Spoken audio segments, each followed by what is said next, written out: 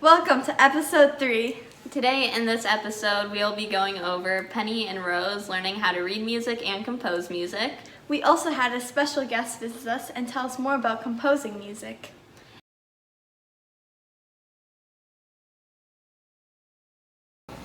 So me and Rose don't know quite as much about notes as the others, so we were using MuseScore to kind of write our own song and see what it was like. So we were taught today how to use MuseScore, in which for this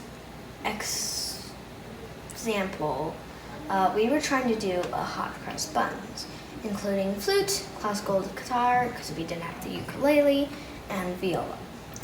And this is what it ended up sounding like.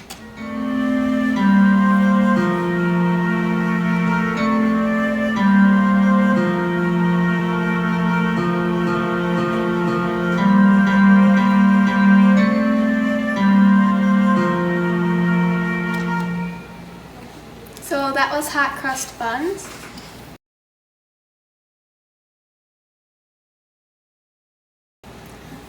So the song we wrote, we composed it today after we learned about how to compose music.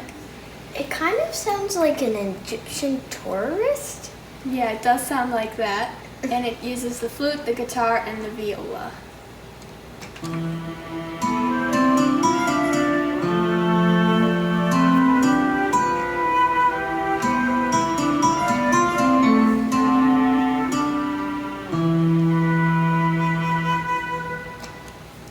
We named the song A Penny for Your Thoughts. So today we talked to an expert, Hannah, who is a previous band teacher and also composes music. And she taught us composing. So before we really wanted to start composing more of our final-ish piece, we had to decide if we wanted program music or absolute music.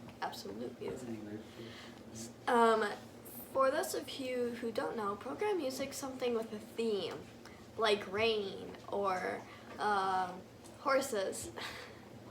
And absolute music has no theme. It's just meant to be music. So we learned that first we have to start off by composing our melody, which has a A-B form where like you have the more basic melody, like with Twinkle Twinkle, it's the melody you'd think of right away. And then you have the B part, which backs up the melody and adds more to it, and they're both about 8 measures. And then you compose the harmony and the bass line. And we also learned that we need some texture. So we need to switch up who has the melody, and we also need to change like how many instruments are playing at one time and give it some texture. So we were also taught synthoform, which is basically an ABA piece, or a similar, different, similar, which means that the beginning is similar to the end, but the middle is kind of different and crazy. And all music has a beginning, which is called the exposition. Then it goes into the middle, development, where the music starts to change. And then the last part is the recap, which is basically the same as the beginning, just a little bit different, a little bit like more twisted, and kind of finishes the piece off. So that is what we learned with our expert today, and we're hoping to apply it to our own musical composition.